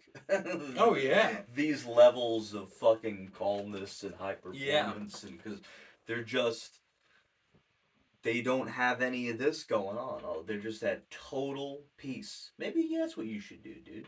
I mean, I've Fuck done all it. this comedy shit. I Be a monk. mean, I've thought Cut your about, dick and balls off. I've thought about monkhood. It's also like, trust me, I've thought about monkhood, but it's the kind of thing where it's just like, Be a yeah, monk. I know I can just live in a flow state, Yeah. but what's the point? There is no point. Well, that's There'll true never too. be a point. But then why am I living? Because it feels good. It's a cycle, dude. Because Yeah. I know all of these things too. Because I've gotten to these points philosophically by thinking about this all before. Yeah. And it all comes back to, you don't have to live, but life is good. Yeah. And you're too much of a fucking pussy to kill yourself. That's a good point too. Yeah. That are you actually ever gonna kill yourself? But if I Sometimes think enough, you just have to be realistic. but about if I think about it enough, I could feel bad about the fact that I'm a pussy and won't kill myself. Yeah. So there's that benefit. Right. Yeah. No, I Drink more whiskey and apple Yeah. cider. No, This is my form of monkhood. You're not a you're not a pussy. Dude. I also I definitely could kill myself. No question about it. I've looked that devil in the eye. I could OD if I needed to. I'm not close to doing it yet, but that's not like I don't have that barrier where it's like, oh, I could never, or I don't think I could do it while my mom. Well, Oh yeah, leaving people's a tough part. That's one of the biggest things. I would cry if you fucking left. Would you really? I would be very depressed. You think you'd actually shed a tear for me? Oh yeah. Well, that means a lot, bro. I would Seriously. I would bawl. Yeah. I'm serious.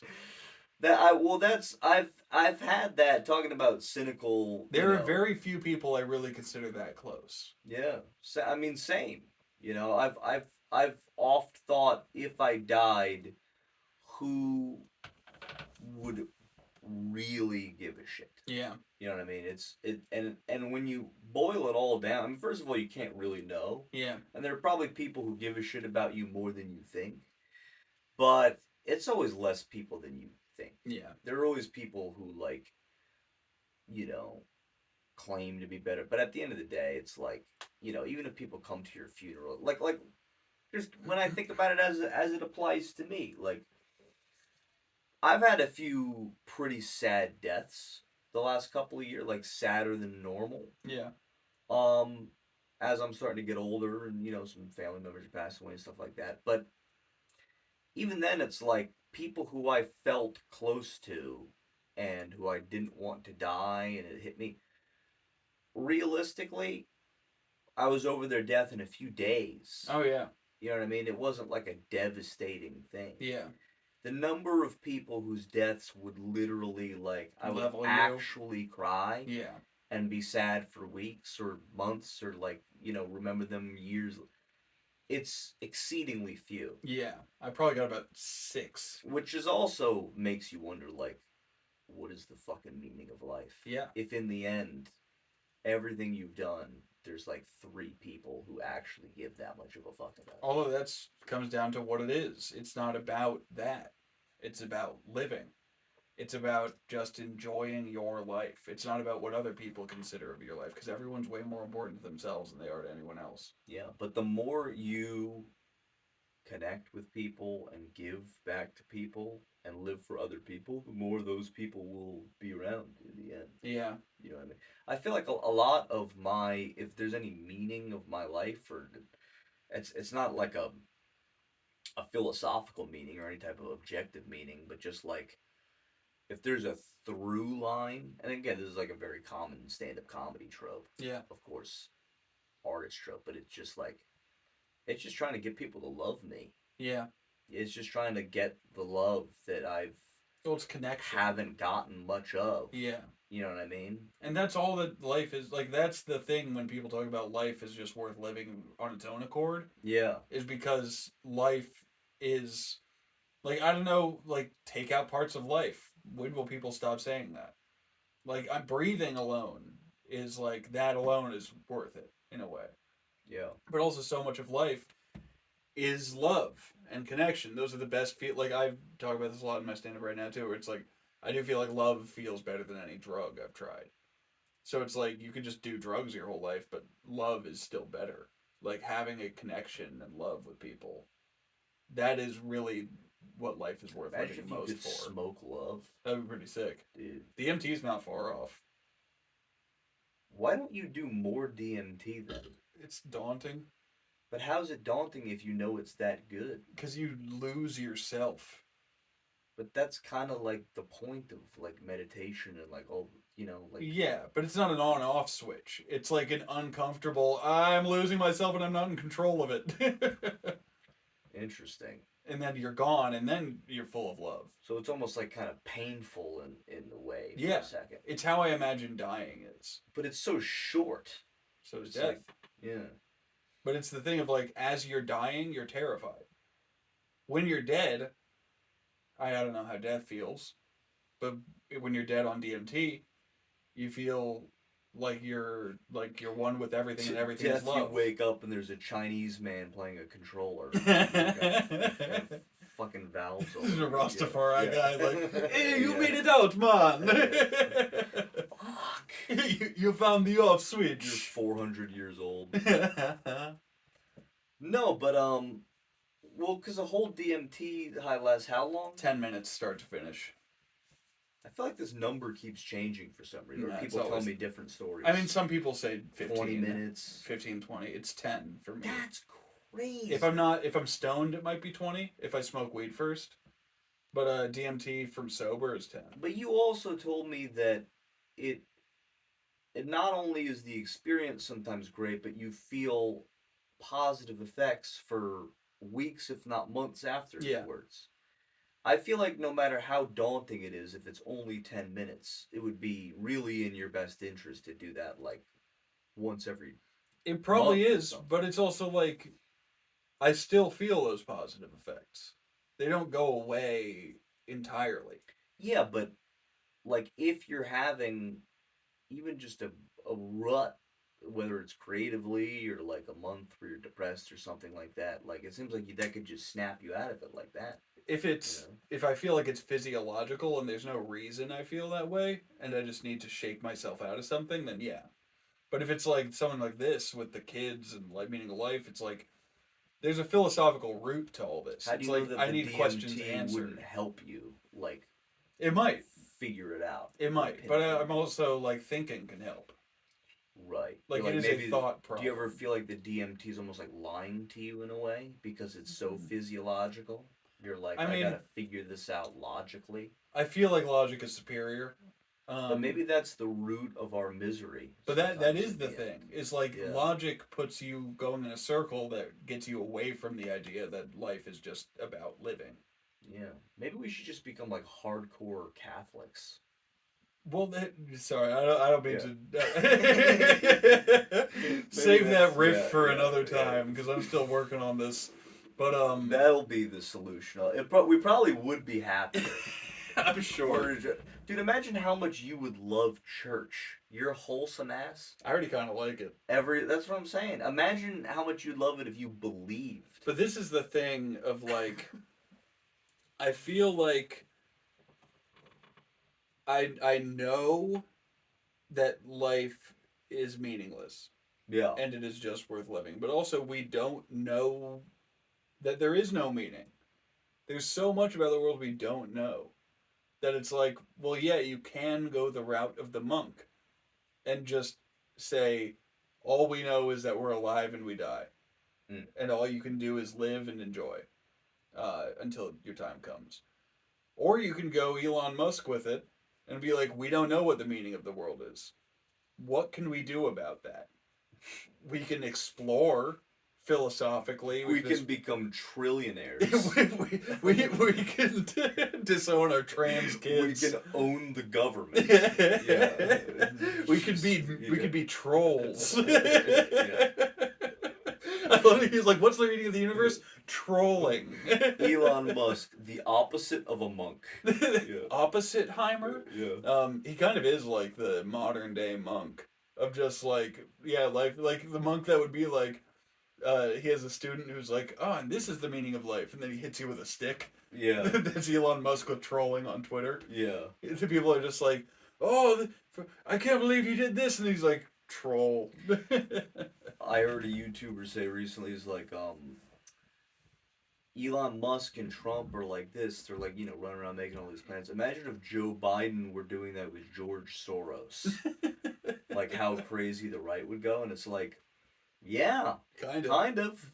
It's like very conspiratorial. Yeah. You know what I mean? Yeah, the left runs around with big money all the time. Like, I mean, I'm saying not that the left doesn't do that. Yeah. But the brazenness with which Trump and the actual richest man in the world are making all these plans together. It's a little crazy. But what's funny is that it's under the guise of we're going to fix all the common man's problems. Yeah, really. And it's like, again, well, I hope they do. Yeah, but both sides I always hope say... they do. Somehow. But when have oligarchs, when has a billionaire president and the richest man in the world ever gotten together behind closed doors and figured out all the working man's problems? This is all just distraction from Nirvana. Let's get back to Nirvana. Yeah, politics. Rape me, my friend. Politics are just another way to needlessly stress ourselves out from what really matters. Yes, from breathing. The government should be run by monks. Yeah. And every bridge would collapse overnight. Adrian Monk should run the government. Thelonious Monk. Co-presidents. Yeah. Tony Shalhoub. and Thelonious Monk. Yeah. No, but it is a good point. I mean, not everybody can be a monk. If everybody's a monk, we'd all die. Yeah. Really quickly. And there would be no scientific exploration. Yeah. It does. The world does take all types. Yeah. And it's like, obviously it feels obvious that the way of the monk is the right way to live the ideal life. But how much of your life do you want to spend living the ideal way or contributing to humanity? Right, but also I don't know if it's the ideal life for everybody. It's the ideal life for the monk. It's the ideal life for individual happiness, I would say. If you can hack it. Yeah, if you can hack it. It's also the ideal way to gain inner strength. And I was thinking about this earlier too, where I was like, I could quit Kratom, theoretically. I could. Any day I could just stop. Yeah. I don't know if I could anymore. I could quit Kratom, I could quit weed, I could quit video games, I could quit TV. I could live like a monk. But why? The goal of doing that is to build inner strength. Yeah. But how much is that helping the people around me, or is that just helping me? Well, then you could use that inner strength to help the people around you. But like a lot of these monks do. But you can also allow yourself to rely on things outside of yourself to assist with things. And instead of spending 40 years trying to learn how to be a good person, you can smoke weed and be a good person. It's like a shortcut to being a monk. Yeah, in a way. You can smoke weed and be half a monk. And isn't that as good? Isn't that sometimes better? Imagine, I was thinking about this earlier. It doesn't take 40 years, though. If you have an asshole father. Yeah. And he was beaten as a kid. He's an asshole to his core. But he smokes weed and he's a good person. But whenever he's sober, he's an asshole. It's going to take him 30 years to learn how Where to are not you getting these numbers? just At 30. to uproot your entire existence as an asshole You and can- become a good person. You can, I mean, if you put someone in a really deep retreat, you can do it in a couple years. Maybe. Yeah. But, I mean, people go to Tibet for 6 months sometimes. And come Even if back. it's 2 years. Even if it's 2 years. Say he's 70 years old. But it's a big commitment. By the time he's 72, he's learned how to be a good person. He dies at 71. Yeah. What's better? Spending that year smoking weed, being a good person to the people around you? Or spending that year on a retreat alone and then dying by the time you figure out how to be a good person with no one else benefiting from it at all? Yeah. I see what you mean. In a way, it feels like it is almost a type of strength to allow yourself to rely on external means to assist you in life. To expect that you could do it all yourself is, I'm not delusional, but it is maybe delusional. It's also unnecessary. It's a feat of strength, but it's not the ideal way to live necessarily, and I think it's proclaimed to be by many monk types. I don't know. I mean, I think that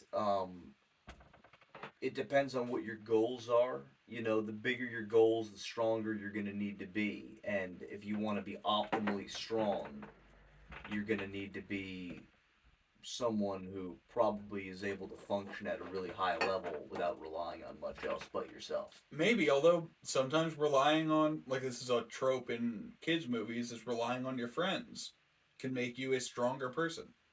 Can make you accomplish things that you could never have accomplished on your own. Yeah, but a lot of monks they're not people who are literally just in a cave by themselves all day. True. They have their monk friends, they have their communities, they do things together. True. You know what I mean? There's And they make up for each other's shortcomings. Yeah. Yeah. So, you know, there's different types of monks. There's a lot of the ones I know a lot of the Christian monks and stuff like that are the ones you read about where Yeah. they're literally all they do is pray to God and chant all day long. Well, I'm thinking even Tibetan monks and stuff like that. Yeah. I don't know. We'll do a deeper dive on monks. Yeah. We'll rewatch the show, Monk. Yeah. See what I can. I watched it in the first. I think a few episodes. I think watching Monk gave me OCD. I think it gave a generation OCD. I think so too. I touch every lamppost now. Anyways, man, that might be a good note to end on. That probably is a good note to end on. No. If you've taken anything from this, I mean, do kratom and fuck kids. Don't have kids. Unless. Volunteer in hospice instead. You'll be way happier. Yeah. Watching people die all day long. And you get all those excess opioid prescriptions when they're not looking. But no, honestly, just be love, man. Yeah. Fucking learn how to love unconditionally. That's the only way you're ever really gonna find true happiness with yourself and with people. If you get too obsessively invested in people having to check boxes for you to love them, they're just gonna fail you infinitely. Yeah. That's what I've found. You know, people are they're not. It's a flawed species. Trying to love people for being these perfect things that always do the right thing. It's like trying to love dogs for dogs are gonna fucking shit on the floor and bite you sometimes. Yeah. It's what dogs do. That's what people do. There's this, I think the biggest takeaway I've ever gotten from psychedelics, and it happens every time I trip, is this sensation that life is love. Like that whatever the force of life is that causes the heart to beat and the world to have this sense of living, it feels intrinsically part of love. Whether it's the same thing or one can't exist without the other, they feel tied together. Like whenever I'm on DMT and I feel my heartbeat, it has this pulsing to my vision, and with every pulse it feels like it's this like if you imagine a heartbeat, it's like that, and every time it goes out, every time it starts to pulse, it feels like love shooting out. That's crazy. It feels like it is imbuing more love into the universe every time it beats. Damn. every time I trip. That's fucking wild, dude. Every time I take enough of any psychedelic to get to a tripping point, I get this sensation about that salvia? life is love. Salvia is not Then a you're- psychedelic. Then you're like, life is fear. Yeah, life is Yeah. gnomes. Life is gnomes and grids and zippers. I thought that salvia was a psychedelic. It's an atypical hallucinogen. It's an Okay. opioid receptor antagonist. Weird. It turns off the kappa opioid receptor, But how do you know which that... is what kratom does too. But kratom also turns on the mu opioid receptor, which is the feel good one. How do you know that salvia isn't telling the truth about life? I think it is. DMT is. I think in a way it is. Okay. But I just think salvia doesn't say anything about life, at least in that way. Maybe DMT's just lying to you. It's just full of shit. Maybe. Just illusions. Traditional psychedelics. But I think that's the key to happiness, you guys, is you have to lie to yourself. You Yeah. have to. You have to tell yourself, whether it's literally true or not, Yeah. that life is love. Yeah, it really and is that a coping people are mechanism. worth loving. Yeah. Because otherwise, you're just going to drive yourself crazy. Yeah. Because there's no proof. You're not going to get... You're not going to find the There's meaning no of life. fucking axiom. There's no theorem that dictates that people are good and that the universe is wonderful and that life is worth living. Not yet, at It's just a least. choice. You have to choose love. You have to choose happiness. You have to choose not to be a bitter fucking gremlin Yeah. for the rest of your life. Be the protagonist in the video game. Yeah. Okay? And keep that childlike sense of innocence and adventure and curiosity and love for all things. God damn it, smoke some salvia. And smoke salvia. Peace out, Good night. all you weirdos.